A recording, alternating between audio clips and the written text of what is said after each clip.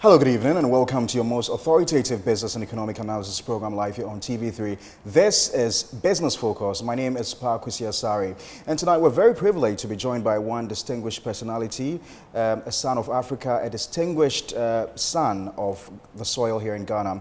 Ladies and gentlemen, I'm delighted to be joined by one man who's been credited with a very rich and enviable profile, having been named 3 times Ghana's most respected CEO, Ghana's Johnny Walker Giant, overall best entrepreneur in the Made in Ghana Entrepreneurs Award in 2011.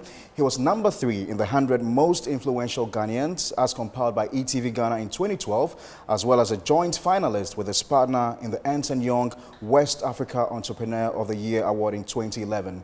He was also honored at the National Awards for an Order of the Star of Volta Officers Division presented by the President of Ghana in 2008, and one of 2 Ghanaians profiled in Moki Makura's book on Africa's greatest entrepreneurs, which profiles 16 of Africa's top entrepreneurs and marketing man of the year 2006. Ladies and gentlemen, join me welcome Mr. Prince Kofi Amoabeng. Thank you very much, Mr. Amoabeng, and good to have you on the program.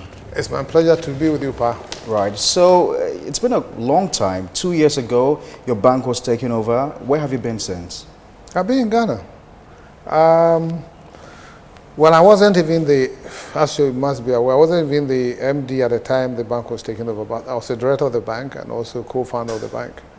And when things that as drastic as that happens, I think the best thing is to just recoil and reflect. After all, it's coming from the authorities of the country, so whom are you going to fight? So I had to actually reconcile with myself what went wrong, what can we do? And it's been 2 years of partly investigations, because I have to go to EOCO for them to investigate, which is understandable. Because if the closure of a bank that you founded is costing the taxpayer so much money, they must investigate to see if there was some misconduct. So I spent some time with EOCO, then I go to my village over the weekends, and I also spend time with the other subsidiaries, even though they are all feeling the brunt of the flagship going down. Yeah. So you've still been playing golf? Oh no, as for golf, I hope I can play till I die. I see. So you officially announced your retirement from the bank on November 10, 2015. This is 2 clear years before the collapse of UT. And you left at a time many thought was exemplary, because not many African businessmen could take that bold step of stepping aside to see a bank they founded being run by another person. That was commendable. Yes, but not out of my scope. I actually had assured myself and everyone close to me that I was going to retire at 60. I believe in systems, and whether you founded it or not, at 60 you have got to go. And they didn't believe me, but unfortunately I couldn't go at 60, because at 60, IFC and DEG put some money in the bank, and one of the covenants was that as a CEO and founder, I have to stay for at least 2 years, which saw me staying 2 extra years. But by that time, the problem had started, and I wanted to see if I could solve it. That was about, say, 2014, so I stayed to the end of 2015, and we said, listen, I actually told my board, I said, listen, I've been CEO for too long, and I'm past probably my prime. And in account, there's a proverb which says, even if water stays too long in the bottle, it starts smelling. And this was prior to the Bank of Ghana's new corporate governance rules? This is prior to that. I mean, this is our own internal board taking a decision. And there was also a lot of issues which was accounting for our poor performance as of 2015, because 2015 we made a loss. In fact, at the time of your retirement, your bank share price had dropped from 0.45 cedis at the beginning of 2014 to 0.25 to the close of the year. Interest expense, for instance, on the other hand, had increased by 33% to 154 cedis and had eroded much of the bank's revenue earned.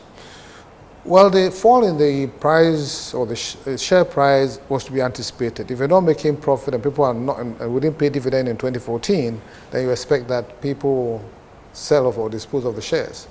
In terms of the interest expense, UT had always had high interest costs because of where we're coming from. Because UT probably the only company, major company, Ghanaian company that has gone on the stock exchange, and SNIT did not buy even a share. All the other companies you have SNIT buy into it. And then we had high cost of funds from the market borrowing because we were UT Financial Services before we became UT Bank. And we carried some of these investments into the bank. So the 33%, it's what we were used to. But the problem is that at 33%, you really must generate a lot of business so that you can have the margins. But you were quite confident because in an interview that you granted, and I quote, you said the past 2 years were not good. We hit rock bottom first quarter 2015, but as we speak, the worst is over and we are in a positive mood again. What happened after? Fantastic question. The point is that when I was about to leave, we had to do a serious restructuring, which started with me saying that I'm leaving. And we put a restructure program together and discussed with Bank of Ghana.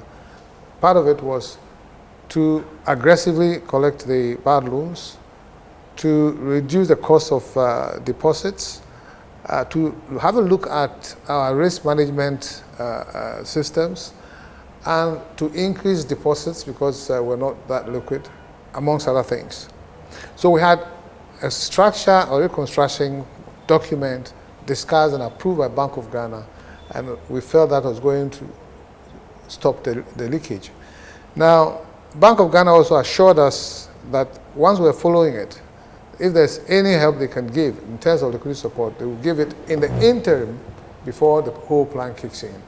So at least we had come up with a plan which was going to solve it, hopefully, and we had Bank of Ghana's approval and support. Which year was this? This was in 2015, just around the time I was leaving. But quite apart from that, you had also failed to publish the bank's financials for about 2 consecutive years. Is that true? It's 2015 account which was not published, but the reason why it wasn't published, and my team went to Bank of Ghana and sought their permission not to publish. Not to publish because there were issues about what to classify as non-performing loans, and therefore the provisions that should hit the bank. Now, Bank of Ghana actually circled or actually created a non-performing loan portfolio which we took out of the books and to manage it out of the books. So, and our auditors were also not too pleased with it, but that is not how things should be in the bank. An accounting principle. Exactly. So we had a sort of misunderstanding between Bank of Ghana and our auditors, and we don't want to give the wrong information to the public. So we went to Stock Exchange and told them that, listen, we're having these issues, so they should actually permit us not to publish the account. And Bank of Ghana gave us the go-ahead not to publish the account, but let's see how the restructuring goes. So it wasn't as if UT on our own said we're not going to publish the account, because we are mandated by being a listed company to publish your accounts. At the time of the bank shutdown, the central bank had said that your bank was deeply insolvent, meaning that your liabilities had far exceeded your assets. You were in the know of this, weren't you? That is true. The point is, Bank of Ghana started giving us liquidity support because we could not meet the debts as they matured. So let's say the first time was probably 20 million, then it grew to 100 million. And don't forget, any of these support were charged full interest on it. So finally, Bank of Ghana, when they decided to close, at the time they closed UT Bank was owing about 800 million cedis. Probably 150, 200 is interest, but of course that is the policy. My question then is, why didn't they intervene when we're owing 100 million? Because it would have cost the taxpayer less, or 200. And again, at the time when they knew that we're making frantic efforts to bring in investors, and we were introducing investors to them, and we're sitting down at the table and talking, what happened for them to just wake up one morning, no announcement, nothing, and to just go with the police and GBC staff and the press and break down signages and say that UT Bank is being arrogated by the government? And it is not according to any process. It's really... Should there be a lay-down process? Should there be? Should there be a lay-down process? There must be a lay-down process. Have you had a bank being closed down and the signages being broken at 6 a.m. before? In any part of the world, have you? At least you have to be ethically right. Because, listen, that action was going to affect the taxpayer. It was going to affect the shareholders. It was going to affect the staff. And. I mean, even the other things that we're doing, corporate responsibility and all those things, all these things were going to go away. And one thing that I don't understand is, here's a government that says, I'm coming to create jobs. And you take actions to actually send people home before you create the jobs. I don't get it, because I think the sensible thing is to see how you can contain as much as possible part of what is already created and add to it. But the unintended consequences would have been far more, disastrous than what we saw. This is the most disastrous approach they adopted. Because we owe the government 800 million. The close down of UT Bank cost this country at least 2.2 billion. Now, we had an investor who says, I want to take over UT. And he actually put down monies token to show that they are interested in it. And the first offer was, we'll pay 400 of the 800 and Bank of Ghana write off the 400. Now, we're even negotiating with them to say that we'll pay the 800, but give us more time to pay the 800, and then we'll take over the bank. The interesting and funny thing is that Bank of Ghana, behind us, wrote to our investor to tell the investor 1 week to the closure that they didn't like their offer. That is not Bank of Ghana's investors. They have no relationship with them. And they did not even copy us. And the investor felt, oh, since he's been written to, we must know. So it's as if some plan was hatched to spring a surprise and to just... Do you believe that some plan was hatched? I don't have time to think about those things. I don't bear grudge. What has happened has happened. You see, one thing is, this country is more important than UT or any other company. And the country has been given to people to govern. I only hope and pray that whatever action that they take is in the best interest of the people. When I was running UT and building up UT, I had to sack my own brother for the sake of the general good. So I'm not worried about UT going down. It's just the process and probably the motive, suspected motive around it. But hey, the government says, I don't need UT, and Ghana is going to be better off. Hooray, we pray for the government to do what is right.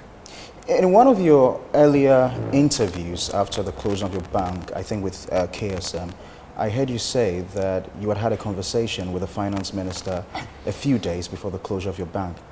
Does that suggest your closeness to the finance minister? I'm I used to be very, very close to him. I'm sure now I'm not his friend anymore, but I used to be very, very close with him. And he called me, not days before, the day, Sunday before the Monday. And we had a normal chat. You had a long chat? Long chat. We talked about his wife, my kids, his kids, and that was it. And I woke up in the morning, and I don't normally listen to the news, so I was probably the last person to hear about it at 8 a.m. And when I woke up, I had 63 missed calls, and I said, the world is coming to an end. How? So I called my daughter. My daughter said, haven't you listened to the news? I said, no. He says, well, they said they've taken over UT. And I said, okay, fine. And then that's it. I thought I probably lost one of my kids. So for me, it was a relief. Why I'm saying that is that I knew that the capital of UT had gone. I knew that the government could take a decision of abrogating the bank. But I didn't think it would be done without any consultation. The worst thing I could imagine was to probably have a meeting with us Sunday night and say, listen, all the jazz you guys are talking about, we come to the hilt and we're taking over tomorrow morning, so you are not supposed to go there.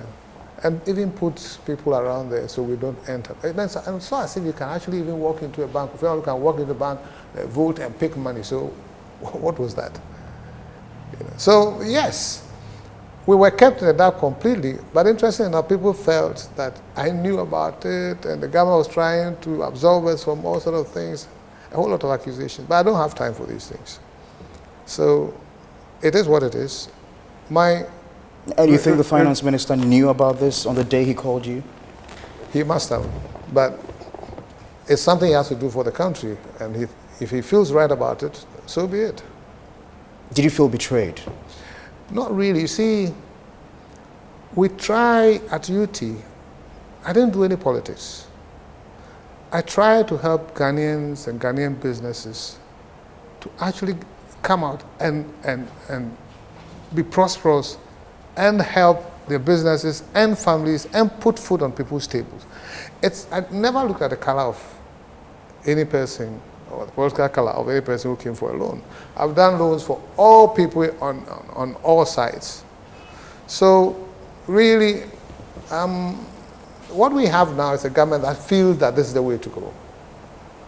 And I take it, and my life goes on. My few regrets goes to some of the staff who had really, really, really worked so hard from the beginning but again, what can I do? Some have even died at the age of 40-something. Some, you look at them and their life is wretched. But one thing is that in Ghana, when people are working in a company and they know their mates are doing the wrong things, and they know that it can affect the company for the company to go down, they still look on. They don't report. They don't say anything till it affects them.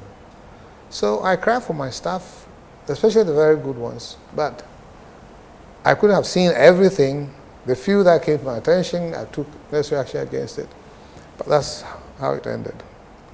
The governor, in one of his interviews, is reported to have said that UT would have survived if management had minimized risk and improved on loan performance. I'm sure that's something you agree with. It's a general statement. I mean, if a company fails, it's the directors and management. So, oh, you have no qualms about that at all?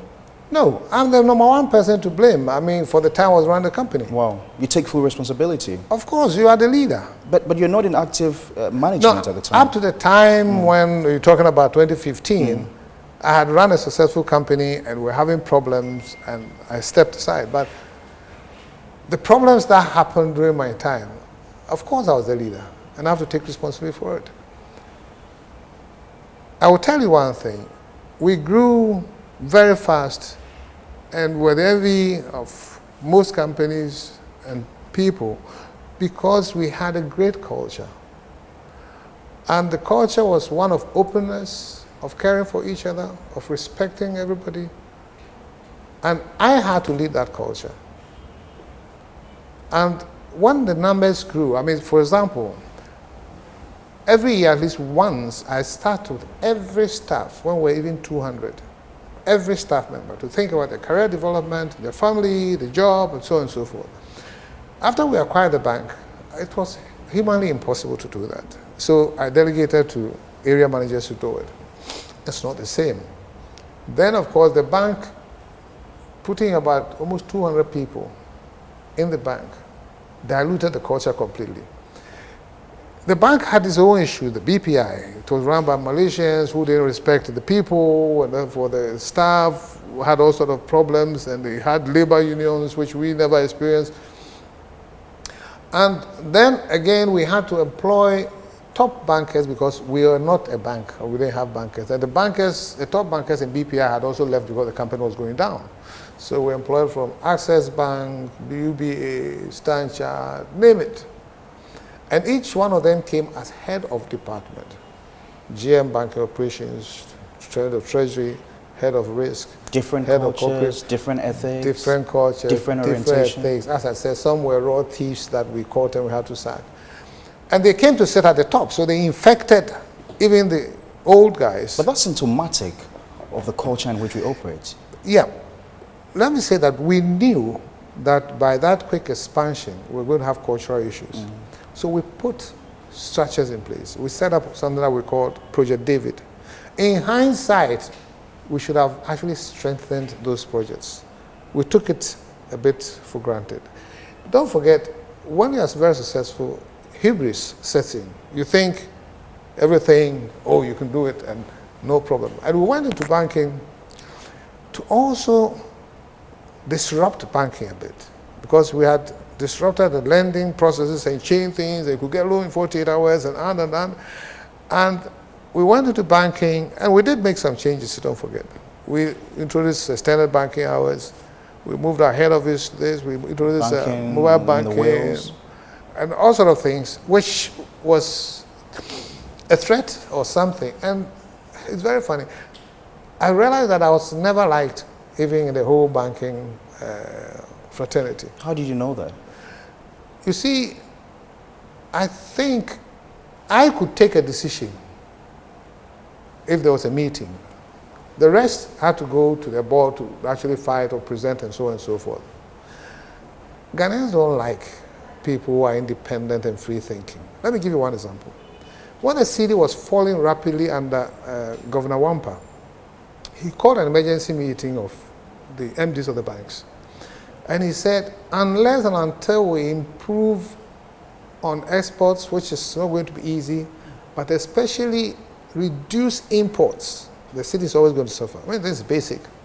So he then proposed that we should have a fund. Bank of Ghana was going to put down 100 million cedis. The banks all should come with 100 million cedis and set up an agric company to produce just rice, because our importation of rice was too much.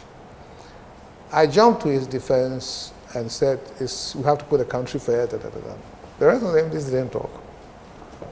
Now, I think it's like, even in Ghana, you know, even if you are bright in school, you are too known. So, so long as you talk and talk freely, it doesn't matter how well-intentioned you are.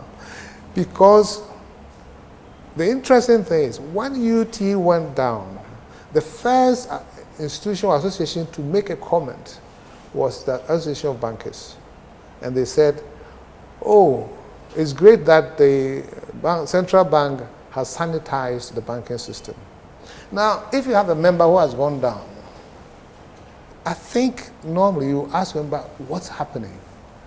But immediately it's like, oh yes, they've sanitized the system. So in Akan, there's a proverb which says, Anka e den abada se.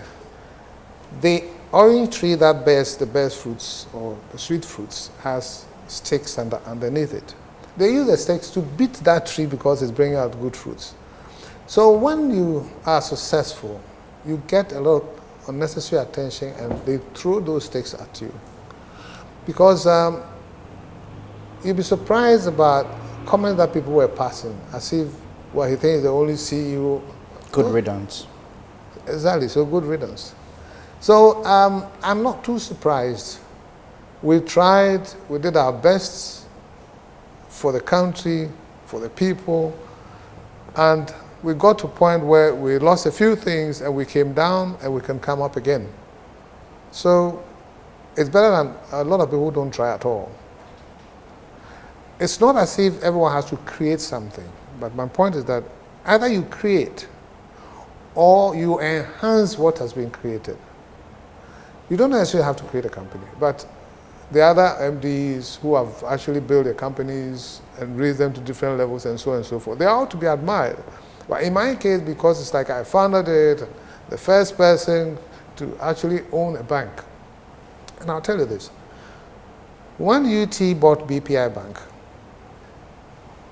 we were the only bank that was indigenously owned by Kukurantumi man and Emena man. Because all the banks in Ghana all this long are either foreign banks, state institution-owned banks, or banks that belong to former governors of Bank of Ghana. UT was the first breakthrough, and strategically, we went on the stock exchange, raised the money to buy a bank that had a license. There was no way this system was going to issue a license to us to operate. So before they realized we had become a bank and we were not quiet and we were making noise, so of course we were hated.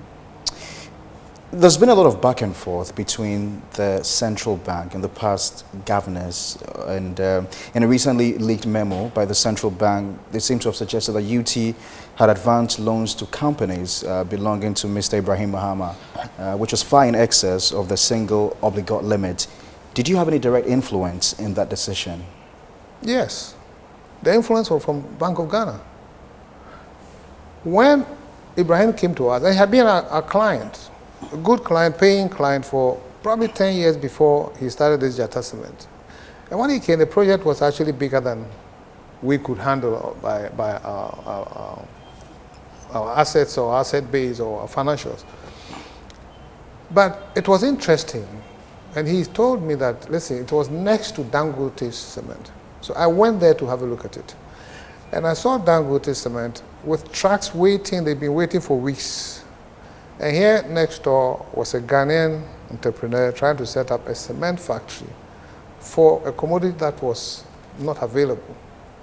So I got probably emotionally involved and said, how do we do this? But I told him, I said, listen, we don't have the balance sheet to carry this, but maybe if we provide some bridge financing and let it take a bit of shape, you can easily get banks to see what the project is about and then to take it over from us, right? When we got to the limit, single obligor, as you said, I said, Ibrahim, I can't. The law is very clear. So, Bank of Ghana came and discussed with us, and they said, well, how do you get your money? And I said, well, at the moment, the money will be stuck because you finance to, let's say, 50 million, just calling any figure. If you don't give it more money, then the 50 million is going to get stuck. If you're able to push it a bit and aggressively look for someone to take it over, you get your whole money back. So Bank of Ghana asked us to write, and I did write, and Boulder's report actually stated that we had a waiver from Bank of Ghana. So then we went over the limit. Now, unfortunately, most financial institutions will not deal with people exposed to politics. We call them PEP. Politically exposed persons. Politically exposed persons. So a long story short, the loan was good. The amounts that had been invested could always be retrieved by selling the factory or whatever, but nobody was coming forward to take the loan. And therefore, we didn't get any liquidity from it. Was that the single most important reason for the collapse of your bank? No. That wasn't the single most important reason. The single most important reason, I can't even put a finger on it. I mentioned culture already, that our culture got diluted. I tend to put emphasis on that because it's very important that when you have a vision, the next thing underlying that vision is the values that you have to carry that vision through, which is your culture. When you lose that, you might as well forget it. But other things also happened. We had issues in the boardroom. I was just about to go there because there were earlier rumors that you had fallen out with your deputy managing director, Pearl Eswa-Mensah. That's not true. Prior to her resignation from the bank. That is not true. Pearl is still a very good friend to me, and I respect her a lot. But to tell you about Pearl's situation, and you're from TV3, so I think you must be very interested in it. Pearl has got the right values. She will say her mind. She will push for the right things. There's my evaluation. Somehow, he rubs people on the wrong side. Either because he's a woman and people find that she's too ambitious. And in UT, she came with better qualifications, but came later than other people who were in positions. So, and I go for merit. I don't go for brother or friendship. I go for merit. And Pearl brought a lot to the company. At one point in time, the ethics committee of Bank of Ghana called me and said, your deputy is supposed to be doing all sorts of things, and why are you not controlling her? And I said, like what? They said she had properties in Trasaco. I said, it's not true. I know it's the mother-in-law who has the properties in Trasaco, and she goes there to spend some time. They said she had a Mercedes SUV. I said, the company bought it for her.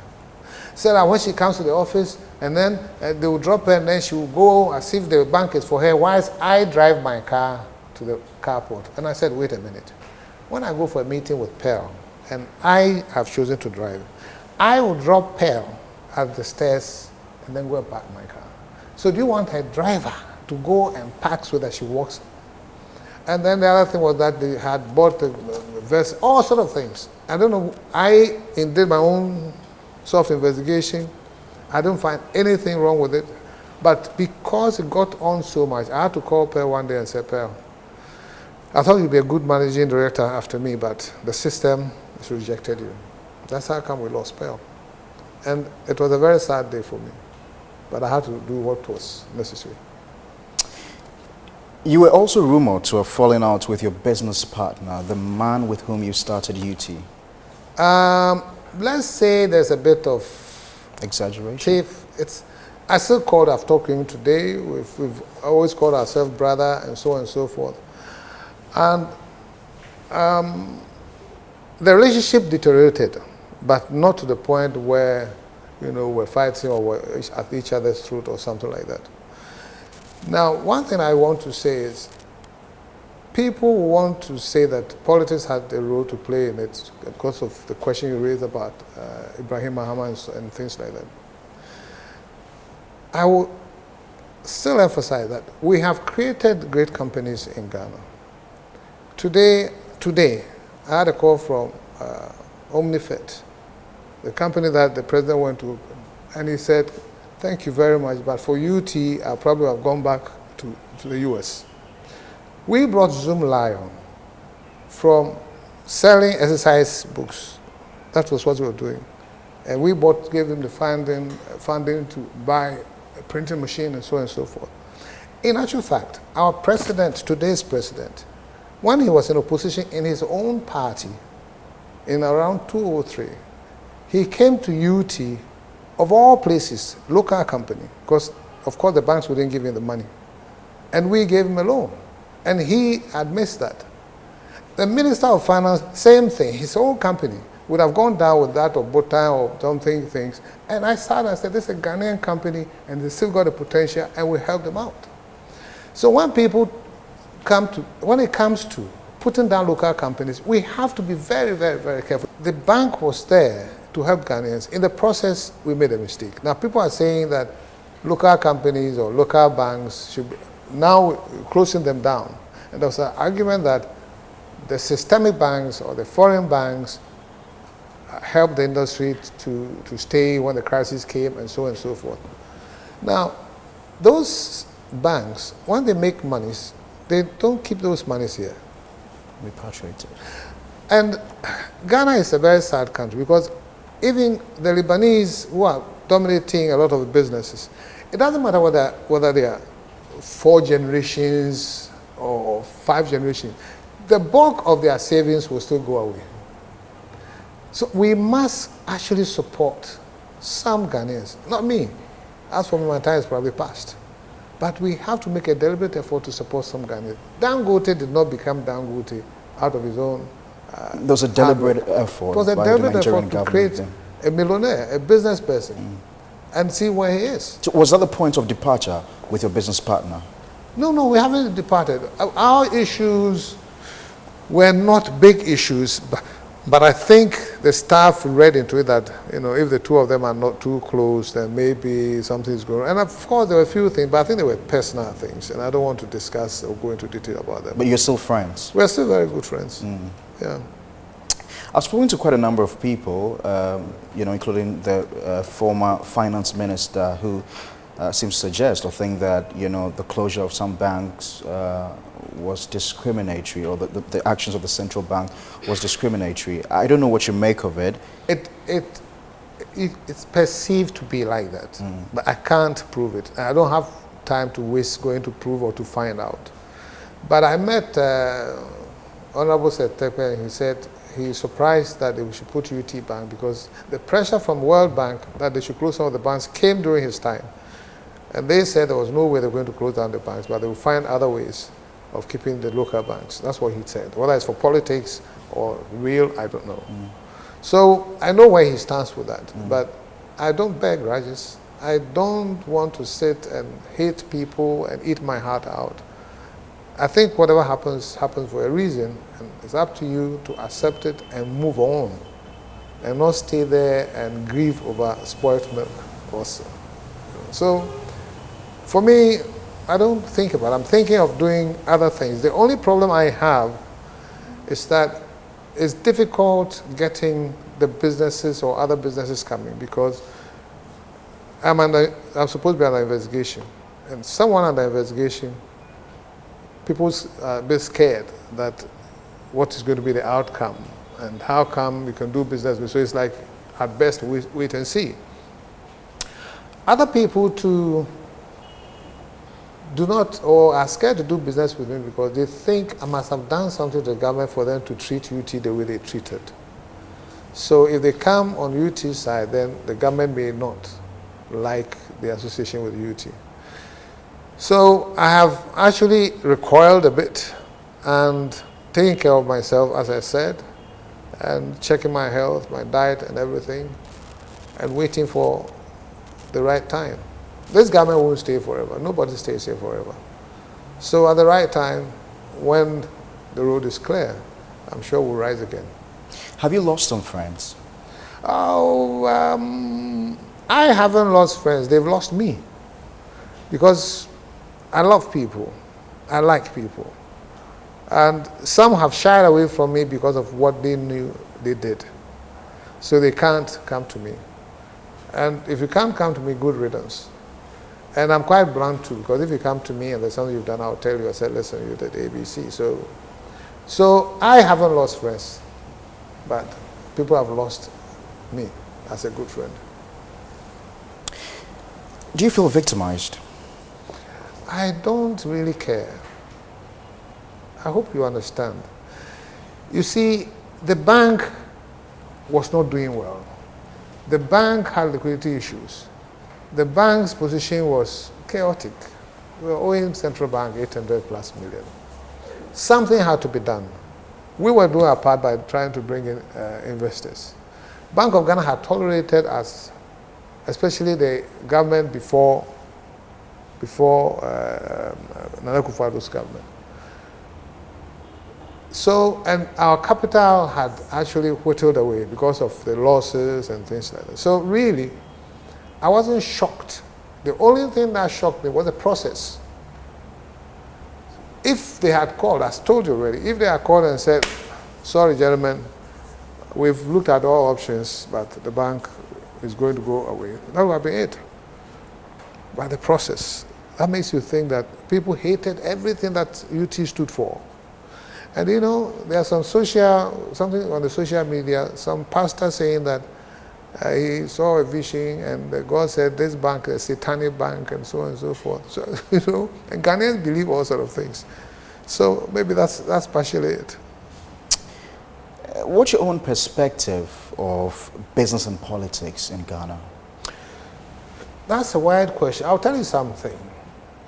When you start a business, and the business is small, and it's growing, and you have the right culture, and you are under the radar, so to speak, it's very cool. UT, we didn't have any problems. We grew like wildfire, set up branches with a few objections here and there from central bank. But in Ghana, when you go over the radar, when you become known, and I got too known, not too known as in being too subsidized, but I mean, my posters were there, Johnny Walker this, which is better CEO that. When you actually get known, you must do a few things. One, you must associate with powerful pastors. You must associate with powerful chiefs or imam. You must associate with politicians, probably both sides. And finally enough, you must attend important funerals. You never did any of that? No. For me, these were not important. I respect positions, but I wouldn't go close to them, because you go close to them, the pastors think the pastor become your head of HR. Oh, put the church member in the church. Nobody was going to tell me that. I wanted people with merit who deserve to be appointed. I don't want to go close to politicians for them to say, engage this person, I'm bringing Kofi from my constituency. No. And they knew I wouldn't do it. In fact, worse still, I never gave money to any political party. Never? No. You know why? No. I said I don't trust that they meant well for this country, so I wasn't going to give them my money for them to come to power and be corrupt on the people. That was my policy. The only time my money went into politics was when my sister stood for the primaries and things like that. She's my sister. That's what she wants to do. So then I had to help her. But I've never. So I failed on all counts. And therefore, I was really a target for whoever. And the reason why I'm saying that is that when the bank was closed, people came to me and said, oh, let's go and see President Kufuor. Let's go and see Asante Hene. And I said, they are not the governors. They are not Minister of Finance. Why should I go and see them? And this is the Ghanaians' attitude. But it's not just the Ghanaians' attitude. It is an African issue. Let me tell you something. The white person will say, early bird catches the worm. It's about development. We say, Akoko bene mame nonya abebese. Or the one who is closer to the power that be gets the best part of the meat. So ours is not about working hard, waking up in the morning, going to catch the worm. No. It's about building influences. It's about having connections, lying to people and things like that. With that, you asked me about the economy. We are in some kind of abyss. I don't know where we're going, but certainly we're not going the right direction. And it's very clear. I mean, look at our currency. When I was in the final year university, 1974, a car, 140J, was 4,000 old cedis. Do you know how much that is worth now? It's 40 pesos.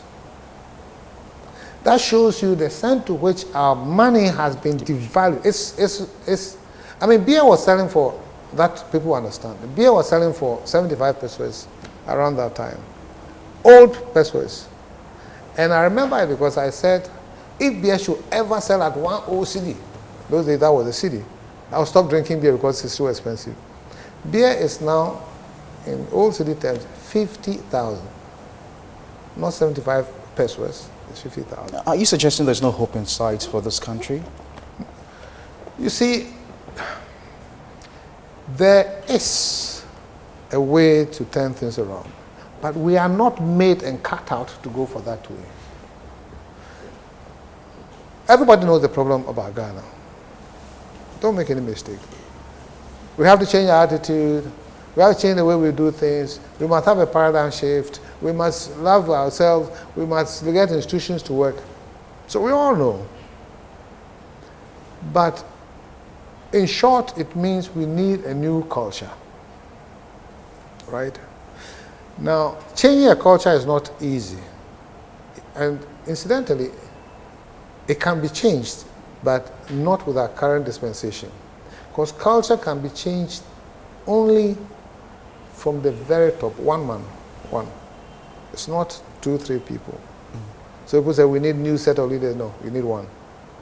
If you get a leader who says, this is how we're going to run it, and he sets the pace, and he sanctions, and holds people responsible and accountable, things will change. I've got 2 final questions for you, Mr. Amoabeng, before we wrap up this conversation. First of all, there are some who seem to,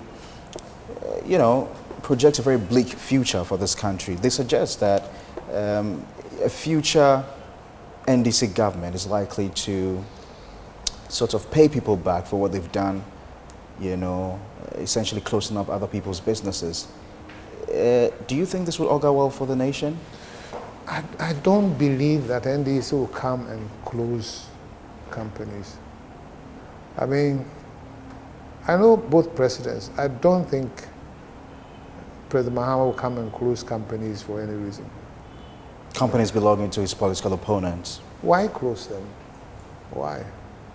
I know what you mean, but I hate to believe that any Ghanaian who loves Ghana and will fight to become president will do that. But I know it happens. I mean, people will come and actually leave projects that are almost finished with the taxpayers' money and not touch it because the credit will go to the other guy, party and so on and so forth. But the point is, there's only one Ghana, and the money is for Ghana. So whether the credit will go somewhere or other, at least you get some of the credit and say, listen, we finished these projects. But you don't see that. But to your question, I don't think if there's a change in government, that's the way they should go. It's also rumored to have been very much politically connected. Some suggested that you had a very good relationship with the then President, John Mahama. I have known the then President Mahama as a friend, and we used to share jokes and things like that. And you know President Mahama, I mean, he's down to earth. He jokes with everybody. He calls me and he'll crack a joke and we all laugh about it. Yes, I've known him. But I've never done, or he had never influenced the kind of job that I did. If anything, you want to go to the loan that was given to his brother. I think we talked extensively about that. You know, and as I said, I have given loans to all sorts of people, and that includes even our own president, who then, maybe because of the loan, he survived and became president. So UT has done well for him. Do you think, as many think, that some of these decisions to close down certain banks were politically motivated? A few of them. I mean, specifically Heritage Bank. I don't understand the issue because the chairman of the board is Dr. Kwesi Asare. I have a lot of respect for him when it comes to finance and this country and managing boards. And he would not, in my estimation, ever accept to be chairman of a bank that is not right and dealing in all sorts of things. I can say that for him. So I find it extremely odd that a bank, and they had not started doing business for it to have bad loans and all those things. And for you to say that the owner didn't have what it takes or however they put it. You don't mean the fit and proper test? I mean, the owner doesn't run the bank. He's a Ghanaian. He's got the money. He's appointed the right people to run the bank for him. So what is the excuse? I find that extremely unfair. Maybe I don't have all the facts. But from where I stand, I find it really unfortunate. My final question to you, Mr. Amoabeng. So I started this interview by talking about your rich profile and the fact that for 3 times you were named Ghana's most respected CEO, PricewaterhouseCoopers.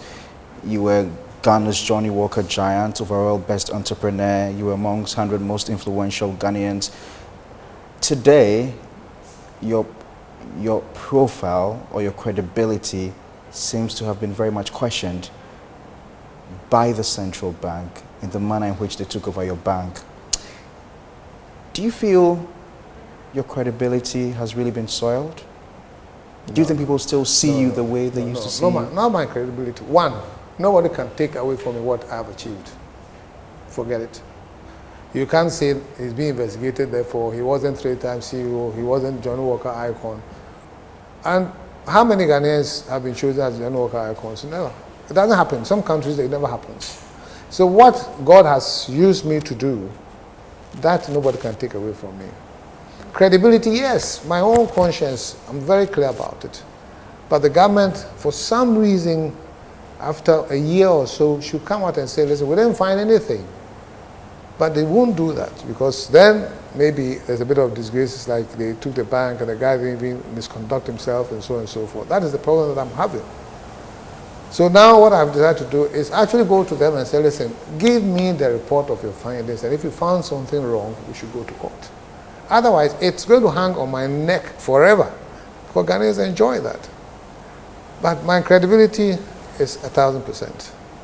And I hold my head high, and I'm loved by a lot of people, surprisingly. Oh, I love you. Thank you very much. I go to places, and the way people receive me and come to me to shake hands, and I was telling my very good friend, I said, I think I should run for president. And we all made a good laugh of it. Do you feel let down by your own country, the country that you try to support, to help people, to change the lives of people? Do you feel let down? The country has let itself down. Kofi Amoabeng is who?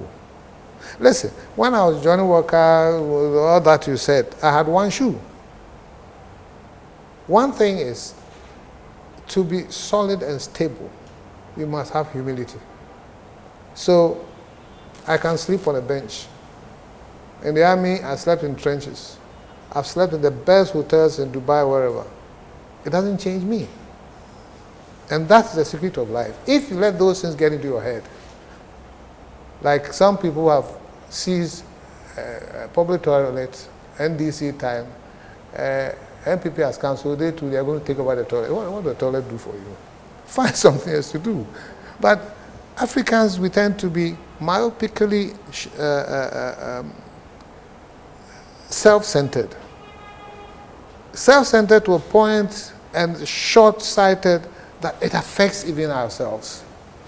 I mean, the kind of money that people are stealing or taking away and you're going to put somewhere outside the country, and then when you are sick, you fly out.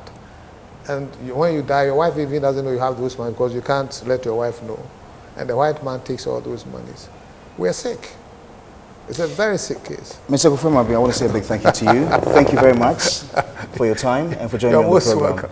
But I don't want to end on the word sick, but so be it. Thank you very much. Thank you. That's all for Business Focus. That's Mr. Prince Kofi Amoabeng, former CEO and president of UT Holdings. He was our guest on Business Focus tonight. Thank you very much, sir, for your time. The man who transitioned from being a military man to becoming a businessman. That's all for the show tonight. My name is Paa Kwesi Asare. You can watch more of our program on our YouTube channel. Go to 3news.com for more on Business Focus. Bye-bye.